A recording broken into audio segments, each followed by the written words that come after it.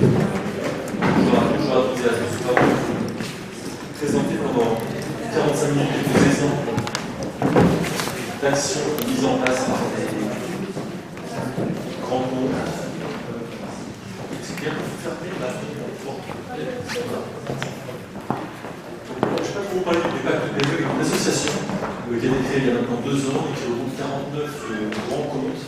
Beaucoup de grands comptes, ce sont soit des grandes entreprises privées, comme Danone, comme Siemens, comme Airbus, soit des ministères, comme le ministère de la Défense, le ministère de l'Intérieur, soit des collectivités locales, comme la ville de Paris ou le Conseil régional de France, soit des entreprises publiques comme l'EDF, la Poste, SNCF, d'une part, et d'autre part des organisations professionnelles qui regroupent des PME, puisque notre objectif c'est de renforcer, de faciliter les relations entre les PME et ces grands comptes.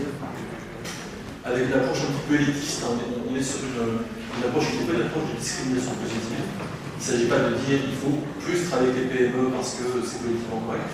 On est sur une approche qui est plus de compétitivité et de dire qu'il y a certains cas où des PME innovantes, ou différenciées, peuvent effectivement apporter un gain à un acheteur, mais un certain nombre de freins, dont on a déjà parlé un petit peu tout à l'heure, font que ces relations sont difficiles. Donc on travaille sur ces cas-là, les cas de ce qu'on appelle des PME différenciées, pour voir comment on peut faire tomber ces freins. Qui sont effectivement tous très connus, mais on va un petit peu vous présenter ces freins, les réponses qu'on commence à identifier de manière un peu structurée. Alors les sujets, vous les connaissez, c'est tout ce qui est effectivement en amont de la passation d'un appel d'offres, donc l'anticipation, ce qui peut inclure également l'innovation, donc est-ce qu'on peut aller jusqu'à financer un prototype, un test, et c'est dit comment passer de cette étape-là à l'achat d'une série, d'une première série en tout cas. On va parler également des modes de contractualisation, du groupement d'entreprises. Les délais de paiement, c'est également un sujet qui est important pour les PME. Et puis un point qui est un petit peu plus ponctuel dans le cas des structures publiques, c'est le levier que les grands comptes peuvent avoir pour le développement de leurs fournisseurs. Parce qu'une façon de régler le problème des PME, dans les difficultés qu'ont les PME, c'est qu'elles deviennent autre chose que des PME, ça s'appelle grandissent. Donc on a au sein du pacte de PME beaucoup d'actions pour porter, par exemple, les fournisseurs à l'international, pour qu'ils puissent devenir plus grands, et donc c'est fin de compte de l'année. Voilà en quelques mots. Alors, une des activités du pacte PME, c'est d'identifier les bonnes pratiques, de les mettre en avant pour que tous les membres puissent en bénéficier. Et dans le domaine de l'achat public, on a mis en place un centre de compétences qui permet en fait de partager les expériences. Il y a un peu de la jurisprudence sur la façon d'utiliser certains articles du code dans la problématique de la relation avec les PME. Alors je vous propose donc qu'on soit un peu dans cette table ronde sur ce sujet-là, de partage de bonnes pratiques. Et je vais commencer par l'un ou une des personnes qui m'accompagnent, que je vais vous présenter, et qui vont eux vous présenter les pratiques qui sont mises en place. Donc de droite à gauche pour vous, Alain Dizard. Alain Dizard est chargé d'études pour la politique d'achat de Météo France. Florence Géron est chargé de mission de directeur des achats du CEA. Et enfin Michel Provoux, auquel je vais laisser la parole maintenant, est directeur des achats de la ville de Paris. Je vais laisser à Michel la parole.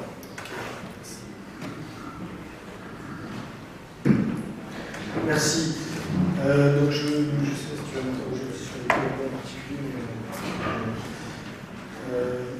Moi, je suis un gros flemmard, je vous ai remis la présentation que j'ai faite hier après-midi sur une conférence qu'il y avait sur les PME justement. Et je l'assume, parce que je ne la trouve pas mal finalement, donc j'avais pas envie de la refaire. Voilà. Donc je vais vous dire en 2 mots ce qu'on a fait à la ville de Paris en termes d'achat et d'accès des PME à nos marchés. Je vais vous expliquer comment on est structuré, comment on est organisé dans notre relationnel avec les PME, ce qui nous semble le plus important, ce qui marche bien et ce qui marche moins bien aussi. Oui, je suis désolé, parce que je crois qu'il y a un monsieur dans la salle qui a assisté à la conférence hier, donc il s'est renforcé la 2e fois. Mais c'est pas grave, il fallait choisir. Donc, je vais vous dire quelques mots sur comment a été structurée la ville de Paris avant la création de la direction des achats que j'ai mis en place en 2009. En fait, il y avait des acheteurs dans les 21 directions de la ville et ils exerçaient tous le métier d'acheteur avec une autre fonction, généralement comptable ou enfin des fonctions annexes. Donc il n'y avait pas vraiment de métier, il n'y avait pas un cœur de métier, de filière d'acheteurs. Donc il y avait en revanche à la direction des finances une mission qui s'appelle la mission achat-marché que je dirigeais. Parce que moi je m'occupais de la gestion financière de la ville de Paris avant de m'occuper des achats. Et donc comment dire, le lien, je l'ai fait avec cette mission achat-marché qui était constituée d'acheteurs venant du privé, et on donnait des conseils aux directions de la ville pour essayer de bien acheter. Voilà. Le problème, c'est que cette mission achat-marché n'avait aucun pouvoir hiérarchique ni quoi que ce soit sur les directions de la ville. Et donc, le pari que j'ai fait, c'est qu'en centralisant la fonction achat, on arriverait à créer une vraie filière d'acheteurs, à avoir un vrai pouvoir d'action en termes d'achat. Et donc, c'est ça que j'ai porté comme projet au maire, qui avait, lui, comme objectif, ça se recoupait avec ce que je lui ai proposé, il y avait comme objectif que les directions opérationnelles se concentrent et se recentrent sur leur cœur de métier, qui est une direction spécialisée dans les achats qui génère de fortes économies achats, c'est ça l'objectif à l'origine, tout en permettant à un maximum de PME d'accéder à nos marchés. C'est un des grands axes de la ville de Paris, vous verrez dans les résultats que je vous montrerai tout à l'heure, et qui prennent en compte le développement durable, l'insertion, des choses qui sont importantes pour vous certainement et pour nous aussi. L'idée aussi, c'était de passer d'une logique d'achat au sens juridique du terme à une logique économique. Donc on a beaucoup travaillé sur la dimension économique de l'achat. Donc aujourd'hui, pour faire simple, on réfléchit d'abord à quel est l'optimum économique qu'on peut trouver lorsqu'on veut faire un achat, et après on voit quel type de procédure juridique on colle dessus. Voilà. Et le quatrième point, c'était la sécurité juridique des achats.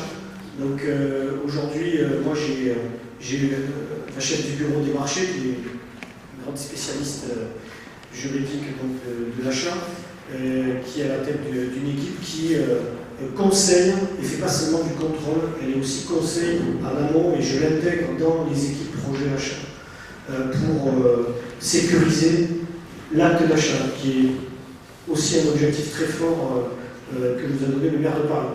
Sachant que, voilà, au niveau juridique, on s'occupe de tout sauf du contentieux. Le contentieux, c'est la direction des affaires juridiques qui l'a gardé, et ce qui m'arrange très bien d'ailleurs, parce que j'ai autre chose à faire. Alors, sur la volumétrie, on est tout petit par rapport à l'État. Vous êtes opérateur de l'État, mais on achète entre 1 et 1,2 milliard d'euros par an en 50-50 travaux et fournitures et services. Et l'an passé, j'ai signé 1500 marchés. Donc, pour donner une idée. Voilà. Donc, mettre la dimension économique au cœur de l'acte d'achat, ça passe.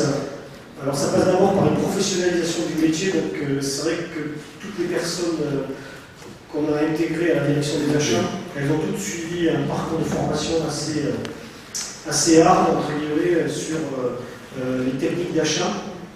Que ce soit la stratégie, le sourcing, la négociation, etc. Et puis pour ceux qui venaient du privé, parce qu'on a embauché quelques acheteurs du privé, on les a formés à un truc qui s'appelle le code des marchés publics. Et ils se demandaient à quoi servait ce truc, et on leur a expliqué à quoi ça servait. Voilà. Et on était obligé de rentrer là-dedans. Voilà, donc on a essayé d'adapter les formations en fonction des profils, évidemment. Donc notre idée, c'est que pour bien acheter, il faut bien connaître son marché. Donc, pour ceux qui l'ont oublié, c'est dans le mémoire, dans les directives de la Commission européenne. L'acheteur doit bien connaître son marché. Donc c'est vrai qu'on a beaucoup travaillé sur la connaissance du marché fournisseur. Et les acheteurs aujourd'hui, ils doivent faire du sourcing pour tous leurs achats.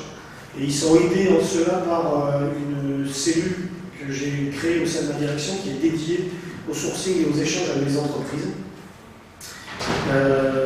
Donc ça, c'est la première partie de notre travail, c'est le travail en amont qu'on fait pour mieux connaître les entreprises, mieux connaître leurs besoins et mieux leur faire connaître nos possibilités. Donc on a créé un guichet unique pour les entreprises sur Internet où les entreprises peuvent déposer une demande de contact avec un acheteur. Et l'engagement qu'on prend, c'est de les contacter dans les 15 jours. Alors, il n'y a pas obligatoirement une rencontre physique, mais il y a des échanges qui se font d'abord par Internet, ils envoient leur plaquette, on envoie la montre, etc., puis par téléphone. Et l'idée, c'est de mieux voir un peu qu'est-ce que la boîte propose et nous, si ce que nous on propose correspond à son business. Parce que des fois, il y a des boîtes qui sont complètement en dehors du business de la ville de Paris. Donc pour faciliter l'accès à nos marchés, donc on essaye d'allotir autant que possible. Alors, vous êtes des établissements publics, donc vous êtes plus petit que le SAE, mais le SAE, je comprends les problèmes qu'il doit avoir, parce que moi je vois déjà les problèmes que j'ai. C'est compliqué d'allotir quand on a à faire face à des gros besoins, et l'État a un budget achat énorme. Et bien même nous, avec notre petit milliard d'euros, c'est compliqué d'allotir, mais on essaye autant de faire ce peu de le faire. Deuxièmement, je rebondis sur ce que disait la personne, les entreprises avant. On s'est rendu compte très vite que les entreprises avaient une très mauvaise connaissance de leurs concurrents ou des entreprises qui travaillent sur des secteurs complémentaires aux leurs. Donc elles ne savaient pas ce que c'était que les groupements momentanés d'entreprises. Donc on a fait une fiche spéciale pour ça, qu'on a diffusée et que je diffuse chaque fois que je fais des présentations dans des chambres de commerce et d'industrie, dans des fédérations professionnelles. Donc on leur explique ce que c'est. Je vous certifie qu'il y a plein de PME qui ne savent pas du tout ce que c'est qu'un GME. Puis après en France, il y a une tradition du dirigeant d'entreprise qui se développe tout seul, qui s'est fait tout seul, qui a besoin de personne avec ses petits bras musclés pour se développer, et qui ne voit pas très bien l'intérêt de se marier temporairement avec une boîte. Déjà, il y en a qui confondent, ils croient que c'est des mélanges de capitaux, pardon. Il n'y a pas de mélange de capitaux, c'est juste vous savez très bien ce que c'est qu'un GME. Et donc voilà. Mais ça, c'est un des vecteurs qui fait qu'on a de plus en plus de PME dans nos marchés. Elles se groupent, c'est soit des groupements de moyens, soit des groupements de compétences. Première réaction des chefs d'entreprise, quand ils voient le marché de la ville de Paris ou de l'État, ils disent c'est trop gros pour moi. Donc la faute, c'est l'État, c'est la ville de Paris, etc. Au lieu de se poser la question, est-ce qu'il existe des moyens de faire pour que je puisse répondre? Donc c'est vrai qu'on a pas mal travaillé là-dessus et on a de plus en plus de GME qui répondent à nos marchés. Donc ça c'est bien. Après on a fait un gros travail sur l'attractivité et la lisibilité de nos cahiers des charges. Bon, c'est un peu une tarte à la crème de dire ça, mais tout le monde le fait, vous le faites, j'en suis sûr. Donc il faut bien travailler sur la définition du besoin, challenger le besoin. Et c'est vrai qu'il y a beaucoup d'entreprises qui ont en face d'elles une offre pléthorique, c'est-à-dire il y a énormément de marchés qui sont lancés par des donneurs d'ordre, publics ou privés. Ils ont un choix à faire et clairement ils iront vers celui qui a le cahier des charges le plus lisible, le plus attractif et le plus court. Si vous faites un CCTP de 100 pages pour construire un hangar, il n'y a personne qui va vous répondre, c'est clair. Donc voilà. Donc on a beaucoup travaillé là-dessus. Et donc là, j'ai demandé à mes acheteurs de faire preuve, ce qu'on pourrait appeler d'empathie ou d'assertivité, c'est-à-dire de bien écouter le marché et de se mettre à la place d'une entreprise. Donc, des fois, je leur dis, voilà, tu enlèves ta casquette d'acheteur, maintenant tu es chef d'entreprise, tu dois développer ta boîte, tu dois répondre à une consultation, est-ce que tu comprends ce qui est écrit? Rien que ça, rien que le fait de faire ça, il y a beaucoup d'acheteurs qui revoient leur copie et qui essayent de simplifier encore plus. Donc quand je dis qu'il y a un interlocuteur dédié au métier de l'achat pour les fournisseurs, ça veut dire qu'une entreprise qui nous contacte, dans les 15 jours, on lui nomme, entre guillemets, un acheteur qui intervient exactement sur son business. Donc elle n'a pas quelqu'un qui est moins spécialiste, etc. Donc ça c'est très important, ils adorent ça, les entreprises, avoir en face d'elles quelqu'un qui connaît déjà leur business. Donc là je vais passer vite, j'en ai parlé, quelque chose d'important, c'est la charte de déontologie achat, on est la première collectivité locale de France à l'avoir fait, l'avoir mis en ligne. Donc ça je l'ai rédigé quand j'ai été nommé, c'était en 2009. Ça a été une vraie demande des acheteurs parce que beaucoup se sentaient en insécurité juridique dans leur contact avec les entreprises. Donc on a fait ça, et puis petite astuce que j'ai instaurée, c'est que toute entreprise qui télécharge un document, un DCE, est obligée de cocher une case comme quoi elle a compris, et elle a lu et compris la charte de déontologie des acheteurs de la ville. Voilà. Ça paraît rien, mais c'est énorme en fait. Voilà. Le guichet unique, le guichet unique, donc on a près de 2000 boîtes qui nous ont contactés ces 3 dernières années pour échanger, pour mieux comprendre tout. Et également, on a développé une base informatique qui s'appelle Sourcing chez nous, où on peut suivre et tracer les échanges avec les entreprises. Donc ça, c'est très très utile pour savoir où on en est. Et notamment, il se trouve qu'il y a des acheteurs qui sont en congé, malades, etc. Et quand une boîte appelle, il suffit de cliquer pour savoir un petit peu où on en est avec elle, s'il y a des collègues qui répondent. Les GME, j'en ai parlé. Les réunions d'information préalable au lancement de certains marchés, ça vient du fait du dialogue qu'on a au quotidien avec les entreprises. Les entreprises souffrent du manque de prévisibilité de la commande publique. C'est-à-dire qu'ils n'ont aucune idée de qu'est-ce qu'on va acheter, combien, comment, quand. Voilà. Donc, le but, c'est pas de leur donner toutes les infos. Le but, c'est que pour quelques marchés stratégiques, on fait des réunions d'information préalables au lancement des marchés. Et c'est un succès fou. Voilà. Pour dire, c'est complètement dingue. C'est-à-dire qu'on a, je vous donne un exemple, on en a fait une dizaine. Rien que l'an passé, on a fait une dizaine. C'est pour des gros marchés. Là, récemment, on a fait une réunion sur nos futurs travaux d'infrastructure pour l'année à venir. On a 280 PME qui se sont inscrites. On a été obligé de réserver un gymnase. Enfin, vraiment, il y a une vraie demande pour savoir qu'est-ce que vous allez acheter. Voilà, vous êtes obligé de rentrer dans le détail. D'ailleurs, maintenant, vous l'interdit, parce que sinon, c'est un préavis. Voilà. Mais vous avez le droit d'exposer ce que vous allez faire, quels sont vos objectifs, etc. Alors, je travaille énormément avec le pacte PME, non seulement parce qu'on est la première collectivité signataire du pacte PME, mais en plus parce que je trouve que PME et son équipe font un travail formidable.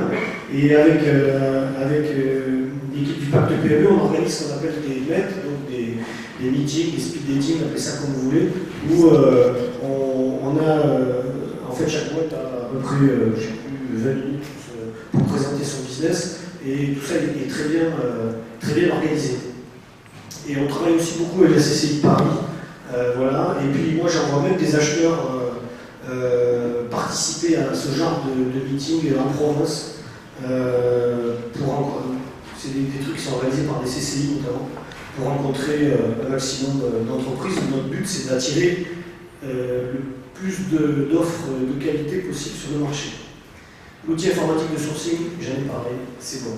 Alors le bilan, c'est quoi? C'est sur ces 3 dernières années, en moyenne chaque année, on a 46% en volume, donc ça c'est très important, en volume, en montant, des dépenses achats, donc c'est quasiment 460 millions d'euros sur un milliard, qui sont faites auprès des PME. Donc là, je parle du cash qui est versé aux PME tous les ans. Voilà. Et ça représente à peu près, en nombre de marchés, ça doit représenter 75 à 80% à peu près. Voilà, alors ça, on est content parce que dans les grands comptes, je pense qu'on est pas mal, Emmanuel, à ce niveau-là. Puisque les grandes entreprises privées sont plutôt de l'ordre de 20%. Mais l'autre chiffre dont je suis très content, ça prouve l'intérêt du travail de sourcing qu'on peut faire, c'est qu'on est en moyenne à 4,5 offres par marché, alors qu'avant la création d'ADEA, on était plutôt à 3 offres en moyenne. C'est une moyenne, hein, parce qu'il y a des marchés, des fois on a 25 offres, des fois on en a qu'une. Voilà. Mais donc ça c'est bien, et là j'ai les stats pour le premier semestre, on a dépassé 5 offres en moyenne, donc c'est bien. Petit tuyau, faites très attention quand vous faites des marchés négociés. Si jamais vous avez beaucoup de succès sur votre marché, donc il y a beaucoup d'offres, il faut bien prévoir dans le RC avant de limiter le nombre de boîtes avec qui vous allez négocier, parce que sinon, sauf à ce que vous ayez des effectifs pléthoriques, mais si ce n'est pas le cas, voilà, faire attention à ça.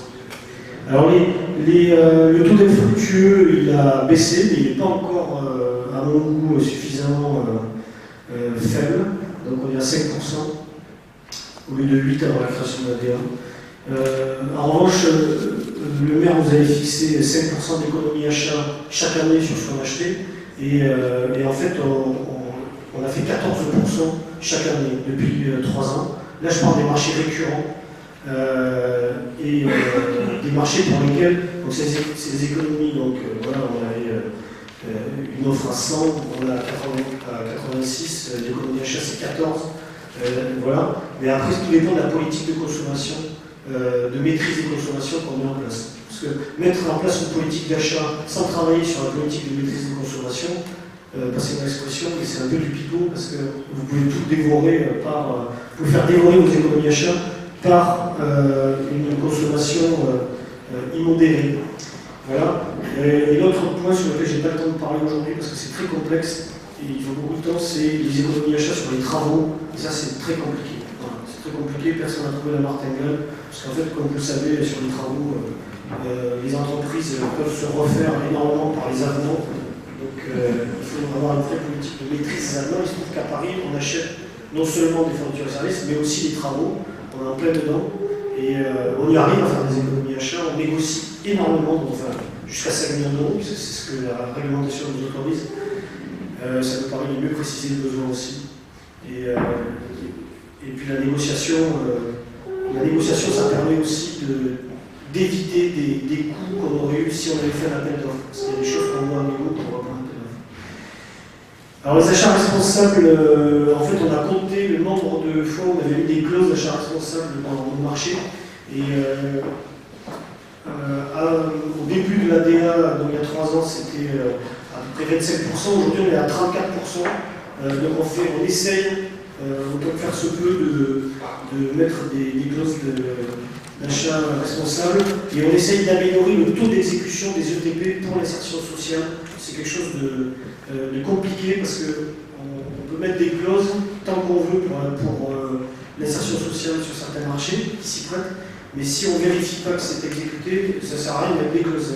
Ça fait du cosmétique, mais sinon ça n'a pas beaucoup d'utilité. Voilà, donc là aussi on pourra progresser. Voilà, nos perspectives, c'est notre SI achat sur lequel on travaille depuis maintenant plus d'1 an. Donc la première brique, ça a été le sourcing, donc on a un outil sourcing vraiment très performant. Et aujourd'hui, on est en train d'implémenter un outil de programmation partagée avec toutes les directions de la ville qui nous permet, en un coup d'œil, tous les matins, de savoir où on en est sur chacun de nos achats. Donc ça, c'est très, très intéressant.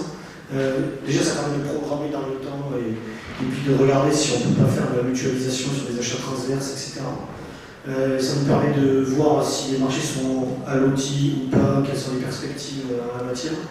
Mais ça nous permet surtout d'être très transparent sur le planning, notamment quand la direction opérationnelle est en retard dans les infos qu'elle nous donne dans son expression du besoin.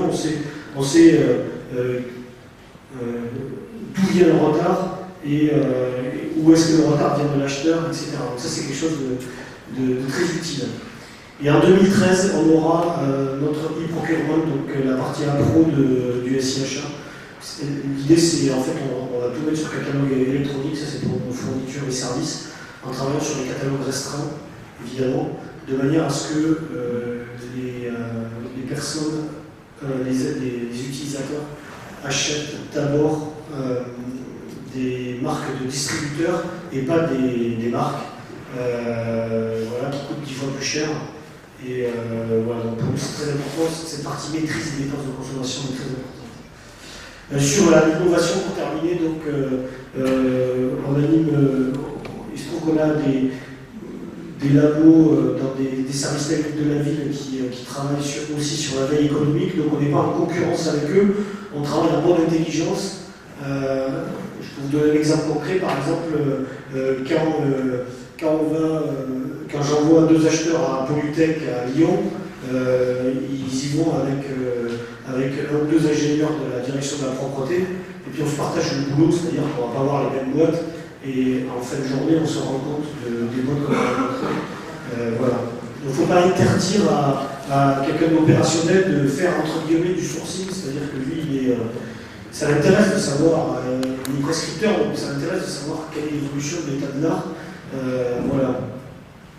Et un de nos axes d'amélioration, c'est les remontées d'informations de direction sur l'exécution des marchés. Aujourd'hui, on fait beaucoup de bilans à la fin des marchés, mais on manque de bilans partiels Et donc ça, j'essaye de le développer. Bon, là, j'avais mis un tableau pour vous montrer que en fait, le maire nous avait fixé comme objectif 45 à 50% de dépenses achats auprès de PME. Pour l'instant, on est dedans, puisqu'on est à 46.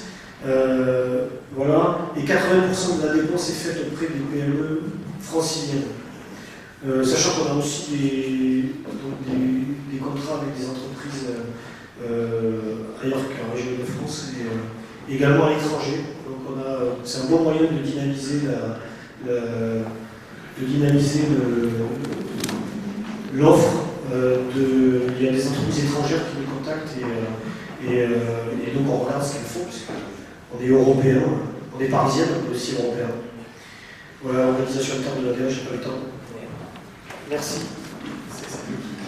Michel, merci beaucoup pour cette présentation très concrète et très dynamique. On voit qu'avec une politique bien réfléchie, différenciée, des échanges en amont, on arrive à la fois à augmenter la participation des PME et à faire des économies. On développe pas tout ça. Bravo.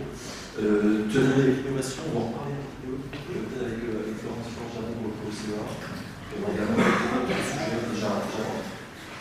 Je vais commencer par présenter un petit peu rapidement le CEA, le Commissariat à l'énergie atomique et les énergies alternatives. Donc on est surtout connu pour la partie de l'énergie atomique, mais c'est un petit peu ce qui nous handicape auprès des fournisseurs potentiels. Parce qu'en fait, il n'y a qu'un pôle sur les 5 du CEA, et donc il y a les 4 autres pôles qui ne sont pas connus. Donc du coup, on a regroupé un petit peu en termes de communication sur des thématiques qui sont énergie bas carbone, parmi lesquelles on peut oublier renouvelable, puisqu'on a quand même un grand volet sur le renouvelable. On a l'INES, l'Institut national de l'énergie solaire, donc qui est à Chambéry, qui est aussi une entité du CEA, par exemple. Et on a donc, le pôle défense et sécurité, et puis donc le pôle de technologie pour l'information et de technologie pour la santé. Donc voilà pour les domaines du CEA. Donc, ce sont 10 centres qui sont répartis dans toute la France et qui s'appuient donc sur le tissu industriel local. Je vais donner une illustration un petit peu de l'implantation locale tout à l'heure avec le travail qui est fait en Meuse et en Haute-Marne. Et le volume d'achat du CEA actuellement, c'est à peu près 2 milliards d'euros. Et il y a 250 acheteurs qui sont répartis sur l'ensemble des centres du CEA. Donc vous avez, par exemple, sur le centre de Cadarache, dans le sud de la France, une entité achat qui représente 35 acheteurs. Et vous allez avoir des entités achats beaucoup plus petites, comme dans le centre de Tours, au Ripon, vous allez avoir moins de 10 acheteurs. Donc c'est assez diversifié en taille d'unité achat. Mais nous sommes une direction des achats, donc en région parisienne, nous supervisons de manière fonctionnelle en fait ces entités achats. Donc l'acheteur sur le terrain, il a d'abord au-dessus de la valeur hiérarchique son directeur de centre, et ça c'est important en termes d'implantation locale, de comprendre comment les assages sont articulés en région. Et puis donc nous avons, en termes de base fournisseurs, environ 11 000 fournisseurs actuellement. Dans cette base fournisseurs, il y a à peu près 3600 PME. Et donc nous sommes capables aujourd'hui d'identifier, on a essayé de faire le travail avec le lancement de l'article 26 de la loi LME et la possibilité de réserver des marchés aux PME. Donc on a qualifié avec ce fameux code CPV des fournisseurs que l'on pourrait qualifier de PME innovantes, et aujourd'hui on sait dire qu'il y en a à peu près 2500. Donc ça c'est pour la présentation du CEA. Donc pour la partie innovation, donc Emmanuel a insisté sur le fait que la relation avec les PME ne se fait pas uniquement par le volet achat, donc moi je suis bien la direction des achats, mais vous avez aussi une relation avec les PME qui se fait par la direction de la valorisation qui est en charge de toutes les collaborations, les contrats de recherche, etc. qui se font aussi avec les PME. Il faut savoir que les CEA est détenteur d'un grand nombre de brevets et que notre mission c'est de transférer les technologies du CEA, puisque nous ne sommes pas des commercialisateurs, aux acteurs du tissu industriel. Donc nous les transférons pour beaucoup aux PME et ces PME effectivement sont en relation avec la direction de la valorisation. Et alors comment ça marche? Sur le site internet du PMA, du CEA, vous avez www.cea.fr, un onglet en fait qui est un onglet entreprise. Dans cet onglet entreprise, vous avez 2 points d'entrée possibles. Donc il y a le nom, il y a le numéro de téléphone, il y a l'adresse email qui est affichée en direct sur le site internet. Et vous entrez soit par le volet achat, donc là c'est moi qui réponds au bout du fil, et qui oriente ensuite à l'intérieur des unités achats en termes de contact acheteur, soit le volet entreprise, et donc là c'est tout de suite une personne à Grenoble, de la direction de la valorisation, qui va se retourner donc vers toute la chaîne. Donc l'équivalent des 250 acheteurs CEA existe côté direction de la valorisation. Il y a autant de contacts de valorisation pour chacune des unités achats du CEA pour tous ces aspects, donc contrat de collaboration. Est-ce qu'il y a un lien entre les achats et donc les labos, pour ceux qui cherchent à valoriser? Est-ce que vous passez des marchés aux entreprises auxquelles vous transférez les technologies, c'est pas un terme de concurrence?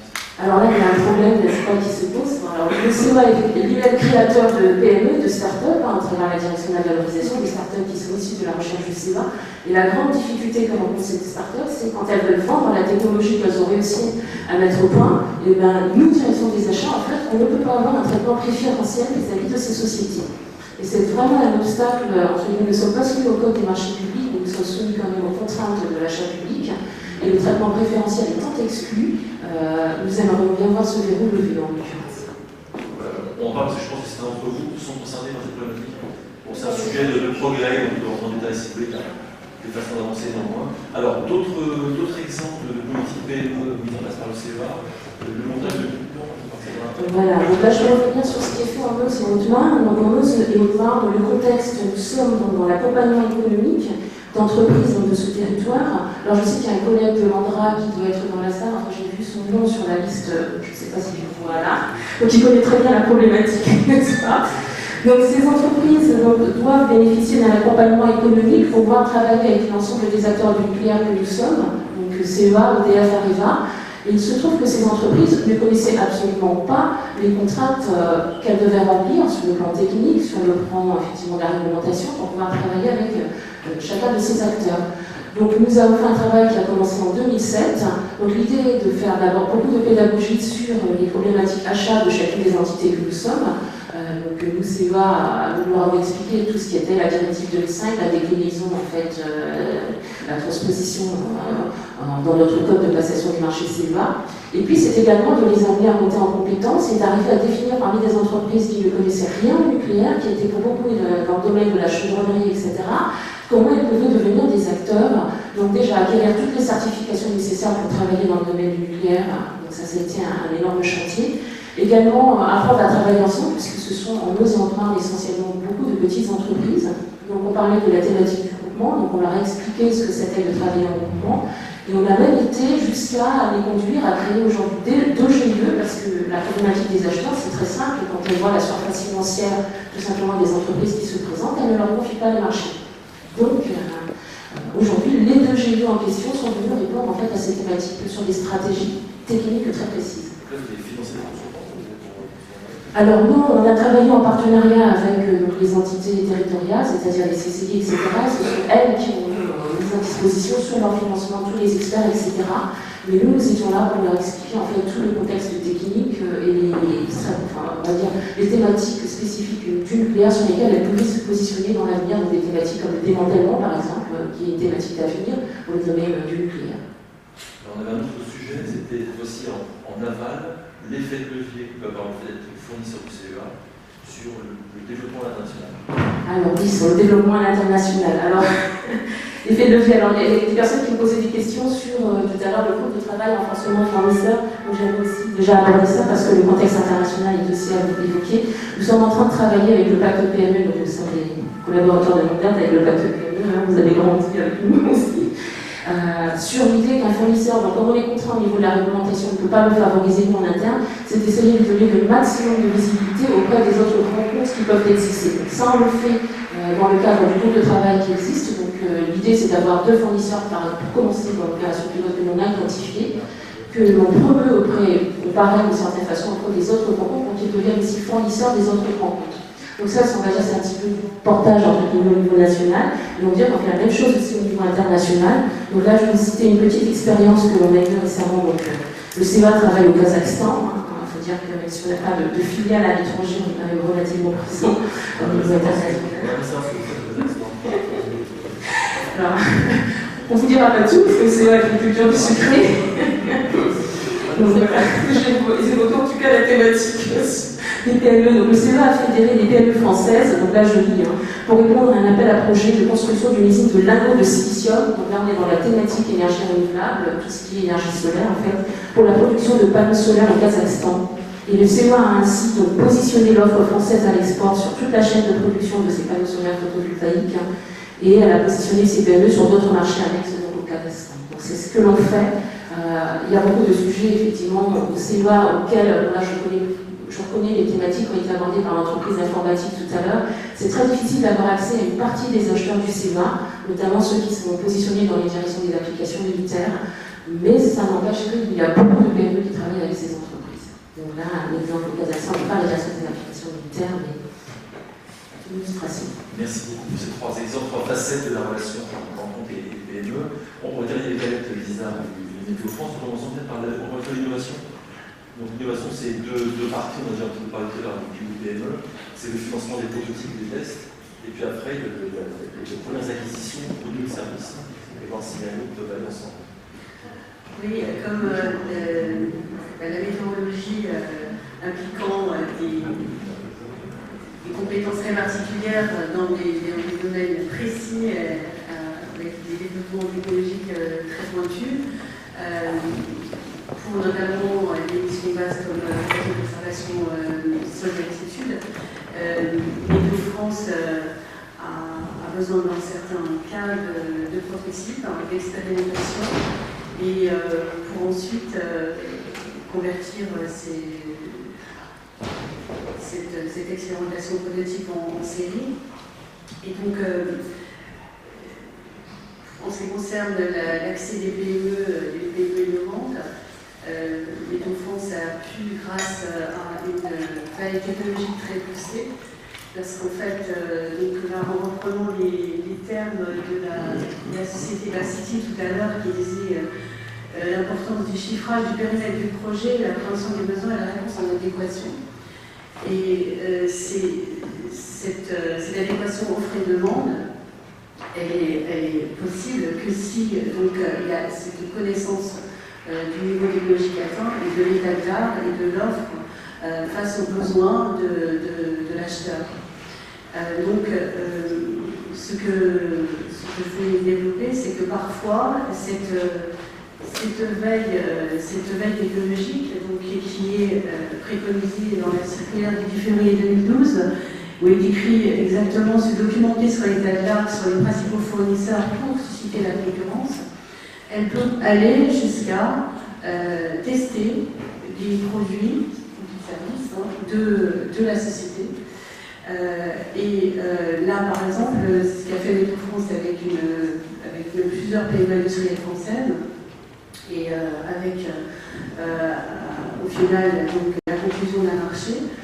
Mais au départ, il y a eu même une location de prototype auprès d'une PME avec une expérimentation in situ pour ensuite mettre en adéquation le cahier des charges avec le niveau d'état d'art et le niveau de technologie atteint par la société.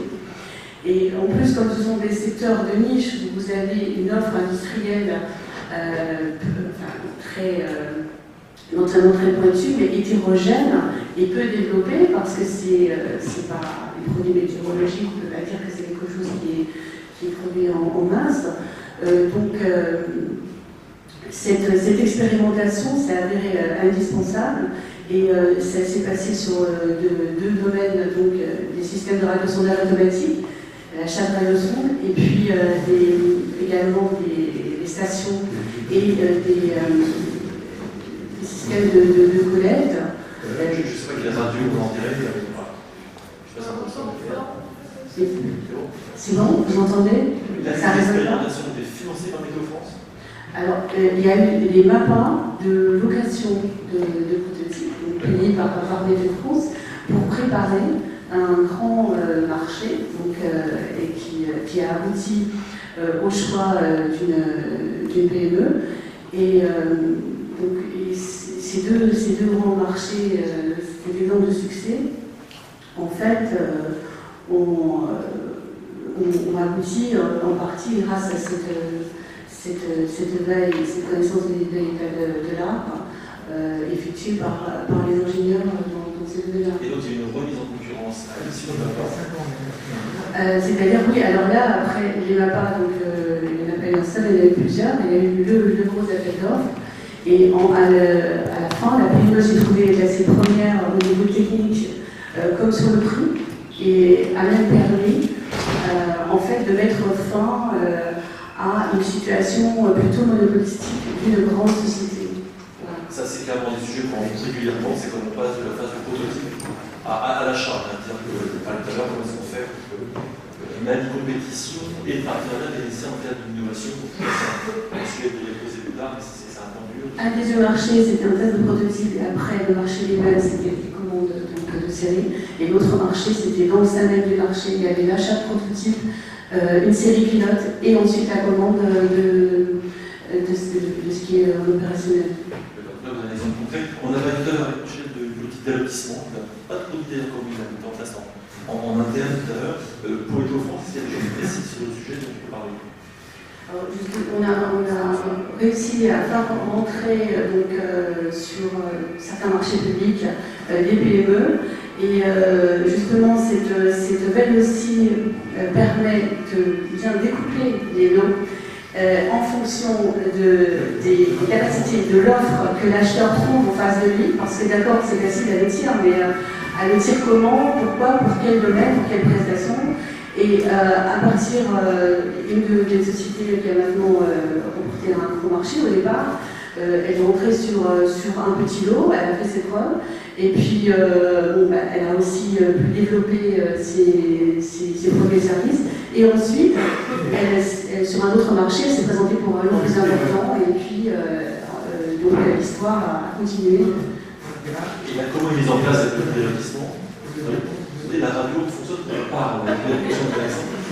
Comment est-ce qu'elle est mise en place cette politique? C'est chaque marché donne lieu à une étude faite en centrale? Oui, il y a pas, ça ne peut pas être quelque chose de standard. Et surtout dans des domaines comme ça aussi pointus du niveau technologique. Ça doit être adapté vraiment à une offre existante, et parce que tout évolue très vite, surtout dans des domaines qui mettent en jeu l'électronique, de l'informatique. Il y avait un troisième point dont on n'a pas encore parlé, pourtant l'actualité, c'est sur des délais de paiement.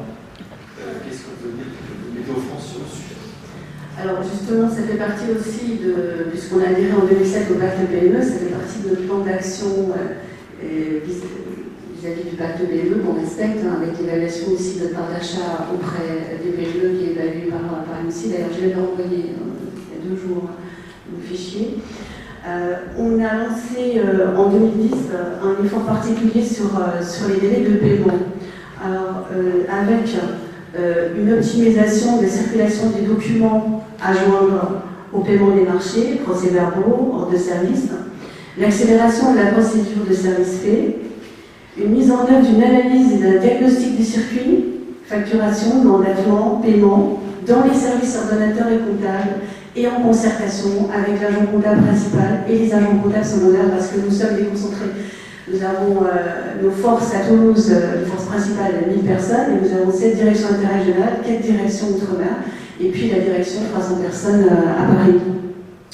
Nous avons étudié aussi l'aspect rejet des mandats, type de rejet et taux de rejet des mandats. Parce qu'une société qui voit sa facture rejetée, le délai peut être doublé ou même parfois plus.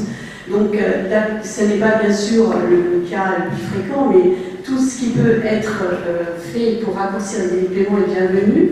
Donc, on a réussi à faire diminuer les taux de rejet de mandat de 4,5% en 2009 à 3% en 2011. Et on a étudié aussi les typologies de rejet, et les 2 principaux typologies de rejet qui sont en tête ont également diminué. Alors, suite à ce plan et cet indicateur qu'on a lancé en 2010 sur la typologie des rejets et le taux de rejet, Météo-France est passé en 2009 en taux délai moyen du délai global de paiement, 32 en 2009, 25 en 2010 et 20 en 2011. Donc, c'est un progrès non négligeable quand on sait que pour des délais de paiement, les sociétés peuvent, les délais de paiement trop longs, les sociétés peuvent faire faillite. Malheureusement, ça arrive. Merci beaucoup, merci pour le fond et le fait que tout ça soit bien documenté. Je crois que Michel voulait encore intervenir, ça je fais une petite conclusion, c'est très bon. Oui, alors je sais pas si ça marche, sur l'allotissement, donc déjà c'est l'article 10, donc c'est la loi. Une fois qu'on a dit ça, on n'a rien dit. Pourquoi? Parce que si toutes les collectivités ou États étaient poursuivis par les entreprises parce qu'elles n'ont pas loti ou elles devraient lotir, les tribunaux ils seraient pour créer des emplois dans les tribunaux administratifs, parce que vraiment c'est compliqué de systématiquement allotir. Simplement, moi je pense qu'il faut distinguer les fournitures et services et les travaux. Pour les fournitures et services, clairement, il faut bien regarder les allotissements géographiques lorsque c'est possible. Je trouve que ça c'est très intéressant. Ça permet de faire entrer de nouveaux acteurs dans le circuit. Et puis ensuite, il faut se poser la question économique, puisque comme vous le savez, on peut massifier et ne pas allotir si on prouve que économiquement ça a vraiment du sens et que l'allotissement n'aurait aucun sens économique. Donc ça, on essaye d'allotir au maximum. Alors pour les travaux, je ne sais pas s'il y en a parmi vous qui font des travaux.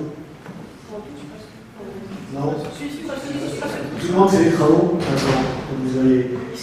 Vous avez bien pigé ce que je vais dire. Hein. Pour les travaux, la solution de facilité, effectivement, c'est de faire des consultations pas alloties, comme l'entreprise générale. Donc le résultat de tout ça, c'est que les sous-traitants se plaignent après de se faire compresser par les entreprises générales. Et au final, ça nous coûte plus cher. Alors, ce qui est vrai, puisque pour la plupart des marchés de travaux qu'on a pu allotir, on a fait des économies entre 13 et 15% par rapport au montant estimé si on avait fait en entreprise générale, parce que les entreprises facturent au prix fort les coûts de coordination. Mais sur les travaux, il faut faire très attention à une chose, justement, c'est la coordination. Si vous n'avez pas un OPC qui tient la route et qui s'entend bien avec le maître d'œuvre, donc avec l'archi, il peut vous planter tous vos travaux. Non, parce que dans les travaux, s'il n'y a pas une très bonne coordination entre les différents corps de métier, c'est la cata totale. Voilà. Le dernier point sur les PME, il y a quelque chose que j'ai fait énormément travailler dans ma direction, et ils le font tous aujourd'hui, on n'a pas attendu que la loi change à ce sujet, ce sont les OMR, donc les lettres envoyées aux candidats non retenus.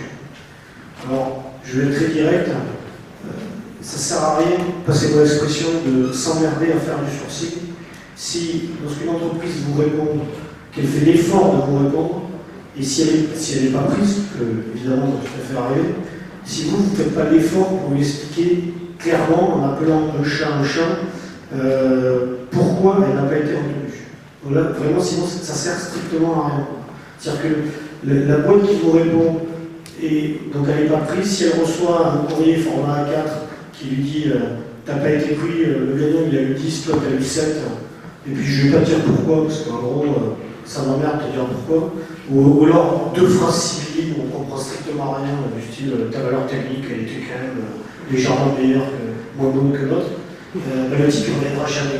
Il est dégoûté, il se dit ok c'est des boîtes noires, c'est une boîte noire, et voilà. Donc moi je signe des OMR qui parfois font 4 à 6 pages, qui sont extrêmement détaillés. Et j'ai reçu des courriers de patrons de PME et de moyennes entreprises, enfin, qui m'ont dit que jamais ils avaient reçu autant de détails sur pourquoi ils n'avaient pas été pris. L'intérêt, c'est quoi? C'est de marquer là où ils peuvent s'améliorer. Sinon ça n'a pas d'intérêt. Jusqu'à aujourd'hui, les OMR, jusqu'à il y a une courte période, les OMR c'était surtout vécu comme un moyen pour l'acheteur de se protéger en disant voilà j'ai respecté la loi, je t'ai dit quelle était ta note et quelle était la note de l'autre. Mais si on veut que les entreprises progressent, il faut leur donner un peu d'espoir et il faut leur dire qu'est-ce qu'on a apprécié ou pas dans leur offre. D'ailleurs, la loi le demande maintenant, l'impose. Voilà. Donc il faut faire preuve un peu d'empathie et se mettre à la place de la boîte qui reçoit le courrier. Faire attention à ça. Une précision justement. Avec cette empathie, surtout pour rassurer tout le monde, justement, vous n'avez pas constaté de recours plus important, plus fréquent de la part de ces entreprises, vraiment. Alors c'est l'inverse. C'est vraiment l'inverse. C'est exactement l'inverse. Plus vous dites à une boîte clairement, plus vous affichez clairement les raisons, moins on a de moins en moins on a très peu de contentieux, très peu de contentieux. Il y en a toujours, hein, voilà. Mais on en a très peu. Et surtout depuis qu'on vient de ces détails. empathie et symétrique. Écoutez, merci à toutes et à tous pour ces exemples. Donc, vraiment, on a marqué l'amont, la contractualisation, la base, que j'ai voulu avoir. Donc, le pacte PME, c'est 4 choses. La première, la mise en avant de partage de bonnes pratiques. Donc, certaines, une quarantaine sont rassemblées dans des cahiers qui sont téléchargeables sur le site de pacte PME. C'est ça. Deuxièmement, un suivi annuel. Donc, on aide les adhérents, les grands comptes, à construire des indicateurs, faire un baromètre fournisseur également. Et ce qui est intéressant, tous ces éléments sont confidentiels. Ce qui est intéressant, c'est qu'ils sont comparatifs. Ce sont les mêmes questions, les mêmes indicateurs pour chacun. Et chacun peut piloter sa propre politique PME à haute différencier. C'est ça dont on parle. Troisièmement, on met en place des programmes de soutien. J'ai juste un qu'on appelle Portail Innovation, qui aide à identifier des PME innovantes. On doit faire connaître ses besoins à des PME innovantes. C'est pour faciliter cette relation en amont. On parle des PME qui sont membres de nos pôles de compétitivité ou de nos organisations professionnelles, les chambres de commerce, la CGPME, le comité Richu, etc. Il y a aujourd'hui 9500 PME innovantes qui sont inscrites à nos programmes. Donc c'est accessible encore une fois pour faciliter ces relations en amont. Et pour terminer, nous sommes indépendants du pouvoir public, mais nous construisons des plateformes de proposition du pouvoir public, en particulier sur l'allègement du code des marchés publics, donc c'est sur l'ensemble. La possibilité de passer en réalité certains marchés, et l'article 26 de l'LME qui est décidé tout à l'heure, un sujet un peu technique, mais qui est important pour l'innovation. Voilà en quelques mots. Je vous remercie. Je ne sais pas si vous avez prévu une séance de questions-réponses, si vous avez des ateliers maintenant aussi. Oui, mais on peut. Enfin, je sais pas qui.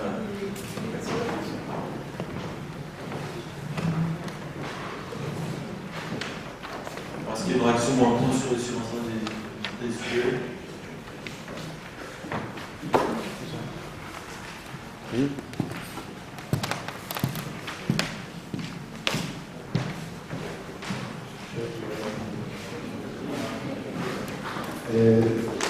Oui, je souhaiterais que, si c'est possible, dans quelques instants, Emmanuel Lepince précise le contenu de son troisième outil, c'est-à-dire en fait de référencement des PME innovants. Alors, en 30 secondes, on va déjà. Effectivement, il y a un moteur de recherche qui permet d'accéder à 9500 PME innovants. Donc là, c'est en ligne avec des mots-clés.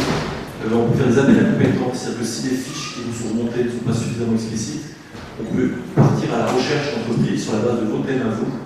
Et on fait 80 opérations comme ça par an. Donc à chaque fois, on remonte entre 10 et 20 PME qui vous fournissent des informations qui correspondent aux thèmes d'intérêt.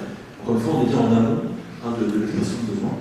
On organise également des journées de présentation de thèmes d'innovation à des PME. Et puis enfin, on aide à la mise en place de guichets qui permettent de recevoir, on en parlait un petit peu tout à l'heure, recevoir des propositions à tout moment émanant de PME innovantes.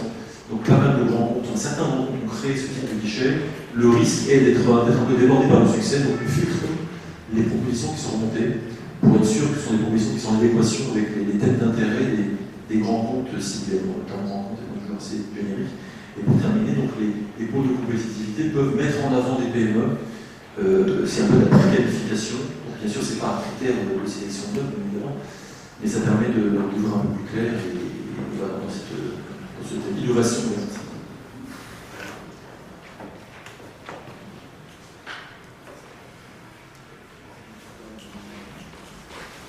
S'il n'y a pas de questions précises, je réponds.